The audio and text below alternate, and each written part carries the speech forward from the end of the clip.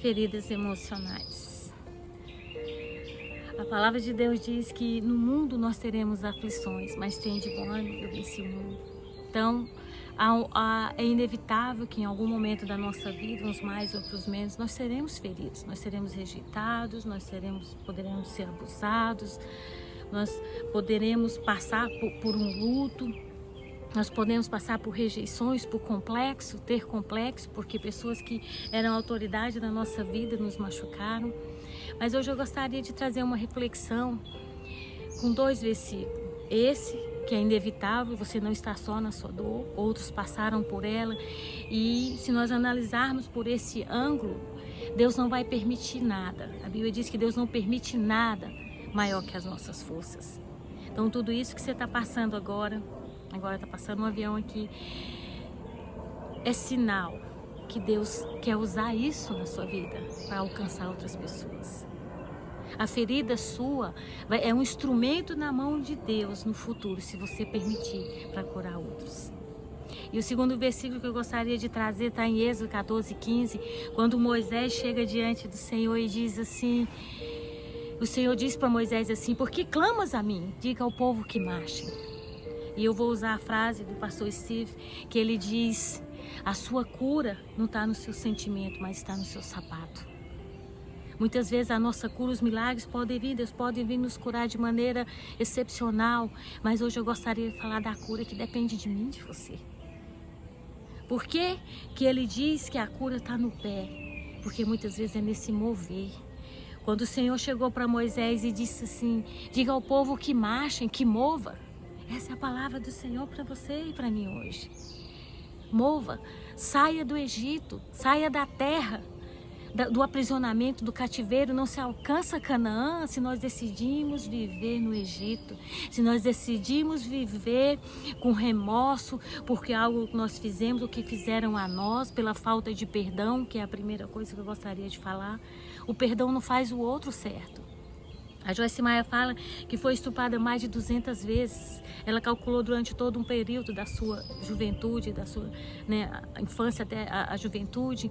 E essa mulher é um instrumento na mão de Deus. Mas o que faz alguém se levantar e outro não? É essa capacidade, a resiliência, a capacidade que eu tenho de dar a volta por cima. E eu quero dizer algo para você. O diabo tem te convencido que você não é capaz de sair. Se você for num circo, você vai ver um elefante. E aquele elefante enorme, com muitas toneladas, não sei nem quantas toneladas tem, mas eu sei que tem toneladas, um elefante. E ele é preso por um pedaço de madeira no chão. E ele não sai dali. Mas sabe por que ele não sai? Porque na infância ele foi treinado. E na infância aquele pedaço de madeira era mais forte do que ele. E ele foi condicionado. Porque na infância ele tentou mover e ele não conseguia. Então ele passa toda a vida vendo aquele pedaço de madeira e vendo que aquele pedaço de madeira é mais forte do que ele. E quando na fase adulta, que ele pode mover aves, pode derrubar casas, ele fica dentro de um circo preso naquilo. E é isso que acontece conosco. Nós ficamos presos às vozes do nosso passado, aquela mãe que também não teve, que passou para você aquilo que ela teve, rejeição. E aquela mãe que falava: você é burra, você vai ser uma puta, você não vai dar em nada, esse menino é um sonso, você é um retardado. O pai, o professor, às vezes você é esse elefante. Hoje você é um gigante, você é uma pessoa forte, mas você está presa àquelas palavras que foram ditas na infância. O perdão é o primeiro passo que o Senhor nos chama para nós marcharmos. Porque o perdão não faz o outro certo. O perdão nos faz livre emocionalmente. E nós temos vícios emocionais, assim como existem vícios físicos, droga, bebida, comida, existem vícios emocionais. Há pessoas que são dependentes disso porque ela usa a sua ferida para manipular, para controlar o marido, os filhos, seja lá quem estiver perto. Mas hoje é tempo de libertação, hoje é tempo de cura. E essa cura depende do nosso mover. Depende de quanto nós vamos sair dessa postura, desse cativeiro e decidir perdoar. A palavra perdão vem do perdonare, que quer dizer deixar ir. Viver além daquilo, não segurar, não ficar preso naquilo. se liberar. Porque o perdão, a falta de perdão nos prende a outra pessoa. Então esse é o convite do Senhor. Alguém destruiu o seu passado, a sua infância, mas não seja você a destruir o seu presente. Hoje você é autor, hoje nós somos autor, nós podemos escrever uma nova história. Há pessoas que foram abusadas e vivem esse abuso a vida inteira, mas hoje é tempo. Mova-se. Porque clamas a mim, diz o Senhor, mova. Pronuncie e declare, porque o perdão é uma atitude sua. Não quer dizer que instantaneamente você vai olhar para essa pessoa, não, mas você vai liberar, você vai tomar uma decisão, vai verbalizar. Eu perdoo, eu deixo essa pessoa, eu abençoo a vida dela. Toda vez que você lembrar dela, ao invés da mágoa, declare. Use a palavra, é a palavra que nos transforma. Nós vencemos os nossos vícios emocionais, as nossas feridas, transformando a nossa mente com a palavra. É a palavra de Deus.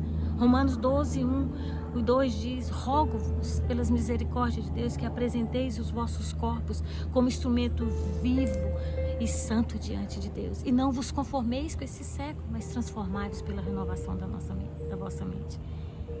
Nós vencemos tudo isso quando a palavra de Deus é viva em nós. Comece a declarar. Profetize, deixe ir. Toda vez que você lembrar, ore por essa pessoa e declare a vida abundante do Senhor na vida dele. E declare: eu sou livre, eu perdoo. E isso se torna uma verdade, porque a repetição na nossa cabeça, na nossa mente, nos faz memorizar. E isso vem à tona. Segunda coisa que eu gostaria de falar é de complexo. Lá em Números, quando os espias foram ver a terra, eles disseram: éramos aos nossos próprios olhos e aos olhos dele como gafanhoto. Como você se vê, aquilo que você fala, é assim que você é. Quebre as palavras, como eu disse anteriormente, a feia, burra, seja lá o que disseram de você. Não permita que aquelas vozes do passado continuem na sua cabeça. Não, decida, mude, olhe-se no espelho, dê um hi-fi para você. Encha sua mente com a verdade, nós somos o que a palavra de Deus diz.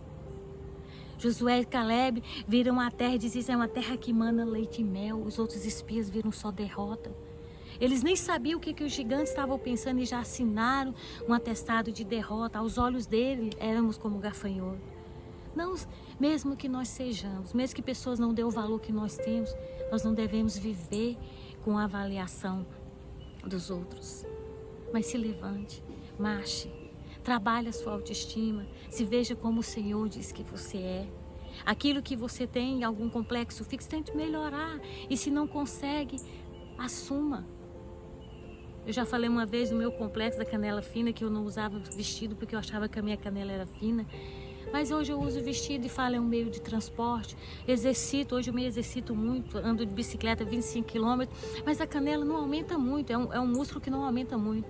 Mas eu não estou nem aí, vou para a piscina e eu decidi, a minha canela é um meio de transporte.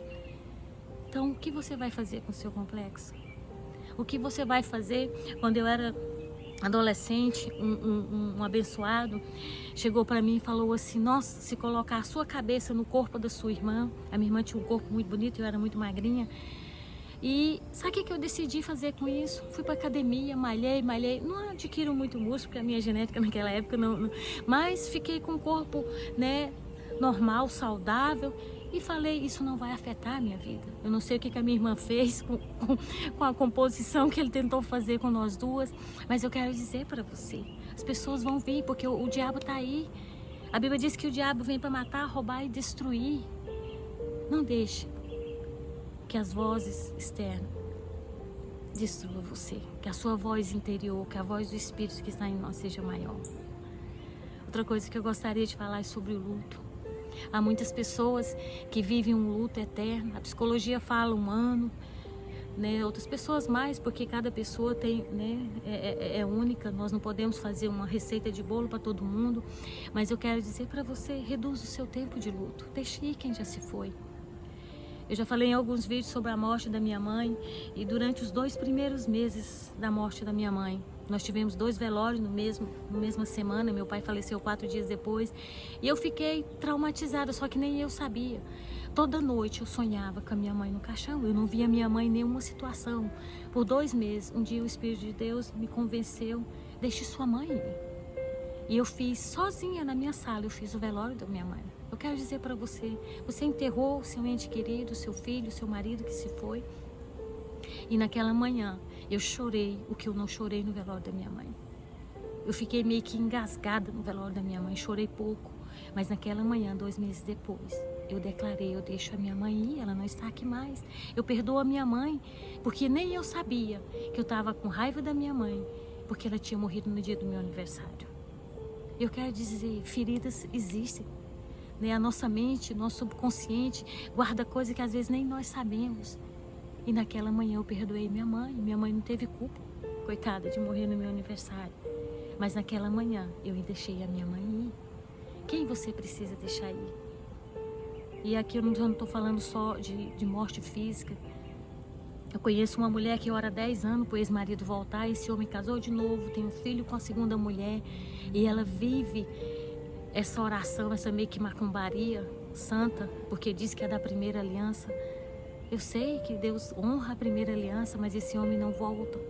Decidiu, falou para ela várias vezes e ela continuou orando. 10 anos se passaram. Deixe ir quem não te quer. Deixe ir as amizades que não deram certo. As pessoas que fisicamente já se foram.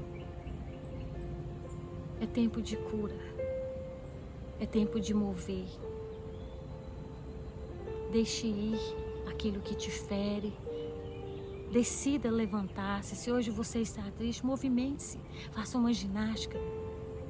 Mas não permita que as suas feridas, porque uma vez que a sua ferida cicatriza, ela vai ser instrumento de bênção na vida de outros.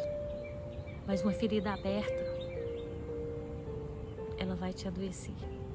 Preciso que nós entendamos isso, que nós possamos chegar diante do Senhor com uma decisão nessa tarde. Eu vou mover, eu vou agir em relação às minhas feridas. Porque clamas a mim, diga ao povo que marcha. O Senhor nos convida a marchar, a mover. Levante-se, tome um banho, faça uma caminhada, comece a exercitar algo natural que vai fazer com que você sinta mais disposição. Mexa-se, porque a nossa cura não está no nosso sentimento, nas nossas feridas, mas está enquanto nós nos movemos. Porque a mão do Senhor não é encolhida. O seu ouvido não é surdo para que não possa nos ouvir. Chegai-vos a Ele. Decida. Tome uma decisão. Perdoe. Eu lembro de Martin Luther King. Ele disse, ele ficou 28 anos preso. Ele era o negro que lutava pelos direitos dos negros. E ficou 28 anos preso. Quando ele saiu da cadeia, ele disse: se eu não perdoar aqueles que me feriram, eu continuarei preso. A maior prisão que nós temos é a da alma. E há uma receita para você. Nós curamos as nossas feridas a partir do momento que nós decidimos liberá-las. É preciso que você queira sair do Egito para viver a abundância em Canaã. Renove a mente. Nós só colocamos valores positivos se nós tivermos a palavra de Deus na nossa mente. Que o Senhor nos abençoe, que o Senhor nos dê energia, que o Senhor nos dê força. E que hoje nós decidamos mover. Porque há uma terra a ser conquistada, há uma vida a ser vivida, há um presente que somos nós que escrevemos. A minha história hoje sou eu quem escrevo. A sua história é você quem vai escrever.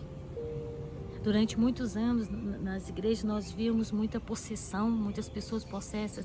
Isso é uma opinião minha, mas se você for analisar hoje, nós não vemos tanto. Porque o diabo descobriu uma nova maneira de prender as pessoas. São nas emoções. São prender nas emoções. E eu quero dizer para você, não permita, não haja como aquele elefantinho que na fase adulta olhava para aquele pedaço de madeira e via ali preso aquilo. Hoje você tem o poder a autoridade de fazer uma nova história. Existem 2 tipos de mágoa, de dor, a que magoa e a que muda. Que nós decidamos ficar nessa classe dos que mudam. Porque Deus não permite nenhuma experiência, Deus não permite nada na nossa vida que nós não podemos suportar. Nós possamos permitir e ser um instrumento de Deus naquilo que o Senhor nos chamou. Que o Senhor nos abençoe. Eu sou a Nalva Pires. Se você gostou desse vídeo, dê o seu like e compartilhe.